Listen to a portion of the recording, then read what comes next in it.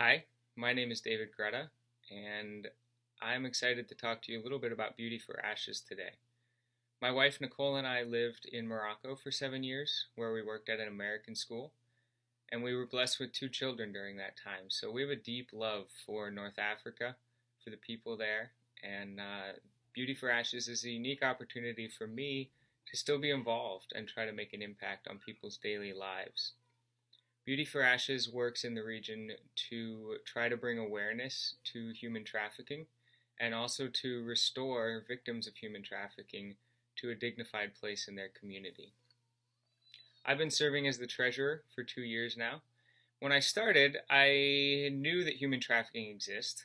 I definitely think it's terrible. I wish it didn't. But I'd never taken much time to really learn about the scope of human trafficking or about all the finances involved. So I'm just going to take a few minutes today to share some of the information that I've learned over the past couple years. First and foremost, I learned that human trafficking is the second largest criminal activity in the world, behind only drug trafficking. It is also the fastest growing criminal activity in the world. So not only is it huge and widespread, but it continues to grow rapidly. A UN agency by the name of International Labour Organization, or ILO, states that there are approximately 40.3 million victims of human trafficking in the world. For a sense of scale, that's more than the entire population of Canada.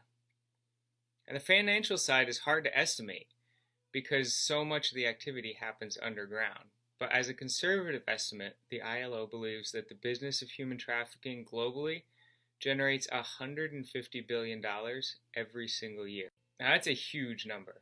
Really, that's too big to wrap our heads around in a practical sense. So let me try to put it into context a little bit. If you're watching this video, that means you're on Facebook. Most everybody's on Facebook. They have 2.6 billion users. That's 30% of all the people in the world are on Facebook. Now, Facebook accounts are free. Facebook makes their money by selling advertising. We don't pay to have the account. Advertisers want our eyeballs on their products. That's what they're paying for. So the more eyeballs looking at Facebook, the more advertisers are willing to pay. With 30% of the world's eyeballs looking at Facebook in 2018, guess how much money they were able to make? $55 billion. That means that human trafficking brought in 3 times as much money as Facebook in 2018. Even more staggering than that is the idea of profit. See, Facebook has to pay rent, and it has to pay workers, and all the other expenses that go into running a business. When it's all said and done, Facebook was left in 2018 with a profit of $22 billion. Human traffickers have very few expenses except keeping their victims alive. Most of the $150 billion went straight into their pockets. That number is shocking, like I said, and it should be. All that money was made by exploiting people day after day, and it happens year after year. But big statistics like that can also be a little distracting because we start to think about the numbers and we forget about the individual people who live this daily struggle. For me, when I start to hear big numbers like that, 150 billion, it's tempting to picture big, highly efficient syndicates that maybe transport workers around, especially sex workers. And I start to think it's a big official production. And there is some truth to that. Super Bowls and World Cups have documented spikes in human trafficking in the host cities. So there is an element of that, but for the most part, the majority of human trafficking takes place on a much smaller scale. That doesn't make it less terrible, but it makes it a lot harder to detect. Here are some ways that victims can be financially exploited. Some are forced to live on their offender's property and work there in terrible living conditions, often with little or no pay. Other victims may have a legal job, but the offender either controls their paycheck or their bank account, also limiting their freedom.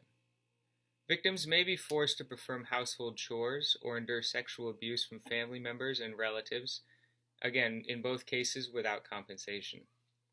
Other victims are forced to pickpocket or beg for money along street corners, which the offenders are also taking from them.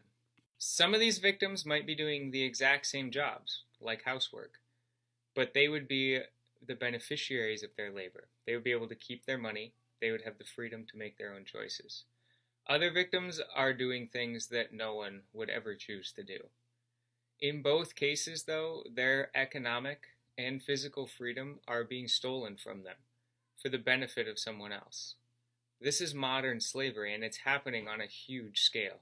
So just to recap for a second, this is an exploitative industry that makes 3 times what Facebook does. And it has more victims than the population of Canada, many of whom are the most vulnerable, including children. So then I start to wonder, what are some of the practical steps that we can take? One of the first steps that we can take is to just educate ourselves about the risks in our own community, some of the resources available locally to help with this issue. And we can learn more about human trafficking globally. For instance, I learned recently that women are the main perpetrators of human trafficking. I've always thought of women as victims, which they definitely are, but in many cases they are the perpetrators of this crime. And often it's family members, aunts, uncles, brothers, sisters, that are causing a victim to be enslaved. That gives you a glimpse into how hard it is to separate a victim from human trafficking if it's their own family that's enslaving them. Another thing that I often confuse is I think human trafficking and smuggling. Human trafficking, I think traffic, I think cars, and I think that leads me into thinking about movement, transportation. I picture victims being moved from one place to another, and that is a part of human trafficking. But human trafficking doesn't have to involve movement. It's just the illicit exploitation of an individual for the financial gain of someone else. And that again to me says that it's not always obvious, and it's not always a long ways away. It could be happening right in our communities, and we may not know it. There are a lot of great resources out there to help you get involved and to learn more about the fight against human trafficking. I would certainly recommend the Beauty for Ashes website, where they talk specifically about North Africa and what's being done in that region. The Polaris Project is another high-profile advocate for human trafficking victims. A21.org and the International Justice Mission are also great resources for you to go and seek out as you look to learn more about this. Another thing that we can do is keep an eye out in our local communities. Research, learn some of the signs of a human trafficking victim, and just watch in our daily lives. For instance, a lot of the finances involved are laundered through legitimate banks and credit cards. Victims may be transported in secret, but it might also be in an Uber or a taxi or an airport. And if you work in a school or some sort of women's ministry, there's a good chance that there are at-risk members of your community. Doctors are another important touch point. 82% of trafficked youth have seen a doctor in the last 6 months. That's a chance to talk to a victim, to learn, to observe them, and to try to help them. Finally, I would suggest getting involved with Beauty for Ashes. Learn more about their activities in North Africa. Learn more about how you can contribute your time and your finances and your prayers to this organization, and just try to help get a little closer to the front lines of this battle. So thank you for your time, and hope to hear from you soon.